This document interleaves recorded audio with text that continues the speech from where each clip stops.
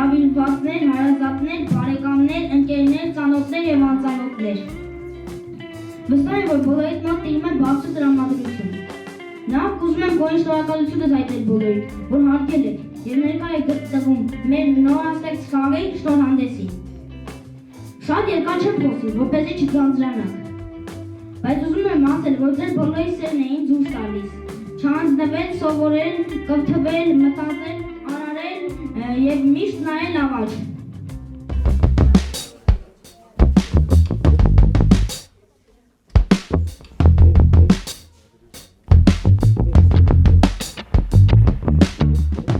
Հողիրներում ընկան նրանք, ամեն մեկը մի տան ճրանք, ամեն մեկը մի մոր որդի, ամեն մեկը մի աղջկա, երազանքը անապական, կնոջ սերը, որ ապագան, ամեն մեկը անգին մի վեպ, ամեն մեկը անգին մի կյանք, ամեն մեկը ընկան այլ կերպ, մեկ ջրի մեջ, մեկ հողի տակ, մեկը սրով, 10 հրով, մեկը արդեն հայտնի հերոս, 10 հերոս դեռ չդարձած, մեկը իր մոր անցունքներով, թաց նամակը դեռ չընթերցած, 10 նամակ սպասելիս, կարոտելիս, երազելիս։ Որ նայևում զգաս քեզ մոտիկ, որ ճշմարտության ափերը տեսնես, ծպտված սրտի խաբերը տեսնես, որ չվախենաս, որ չվարանես, անարդարության դեպքը սարանես։ Ահա թե ինչու դու այսքան տարի, դու որ հարազատ սնոտ ես դարի, քայլում ես անդու լավա ջրթադու, քայլում ես այսպես ծանր ու վիթարի ասես աշխարհն է շալակած տադու, վաղ աշխարհն է շալակած տադու։ Մատը ելել է շալակ դաշկայի, դավ ելել է շալակ դաշկայի, աշխարհ երբեք թաքցնել չի քնու։ Եկեք մեր րոպե ոտնկած լավության հարգենք մեր ապրիլյան քահորյա պատարանում զոհված հերոսների և հավասարը մեր բոլոր հերոսների հիշատակը։ Շնորհակալություն։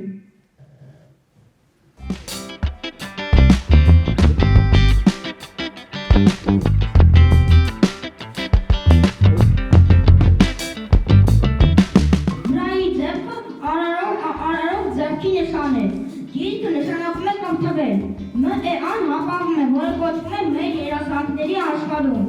իսկ գլոբուսը որպես աշխարհի արարումը։ Ներքևում գրված է «Ստեղծի ինքդ և բնավորիր քո աշխարհը»։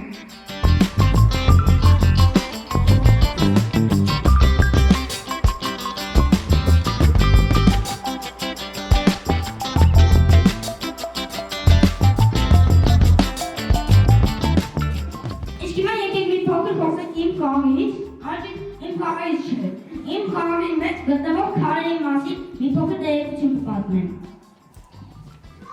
Վանագատը ապակի նման հրապակային միասեռ թթվային ապար է, որը հանդիպում է հիմնականում մուգ երանգներով՝ սև, կանասև, դաշնագույն, գորշ,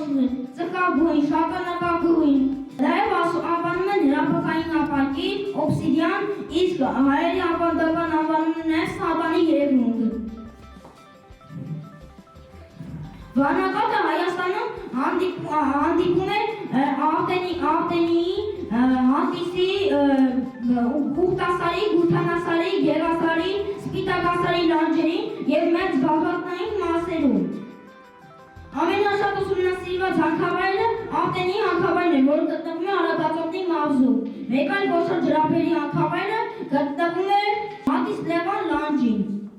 Օբսիդիանից կարողանում է ստանալ զարդեր, ինչպես նաև մոխրամաններ, զարդեր, գրապիտրիկներ և այլն։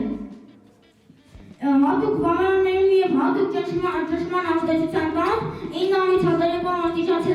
ջերմաստիճանով վանագատից ստանում են պերլիտ։ Ինչպես նաև վանագատը, վանալեջի շրջակայքից, որտեղից է ստացել է իր անվանումը։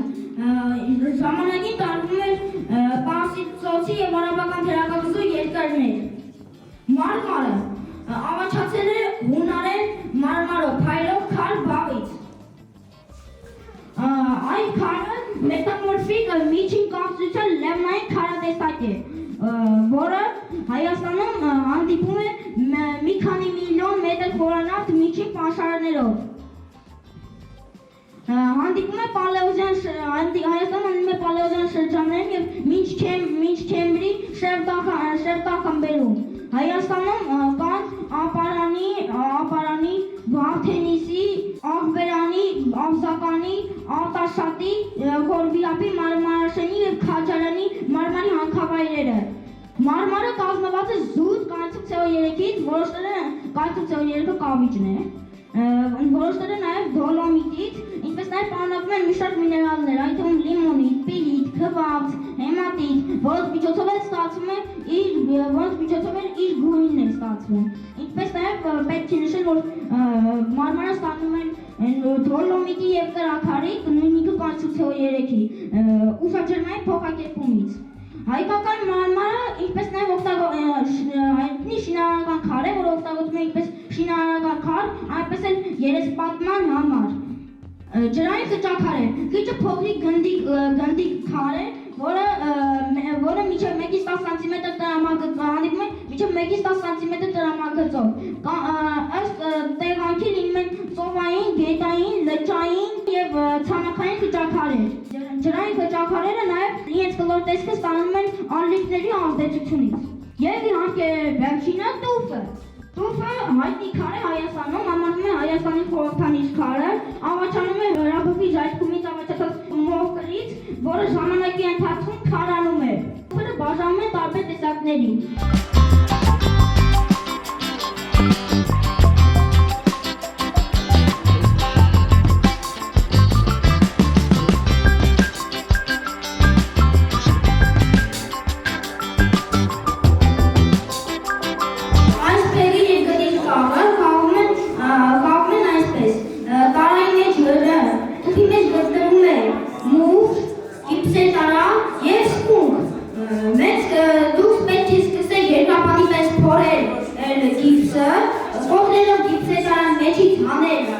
Վերջից հանել քարերը և հետո սպունգով լվանալ։ Իսկ այս խաղը խաղում են այսպես. ներսում գտնվող սպանջալի պատկերները, ներսում գտնվող ջրաներկի և վախցինի միջոցով ներկում են այս պատկերները, ինչ գույնով որ ցանկանում են։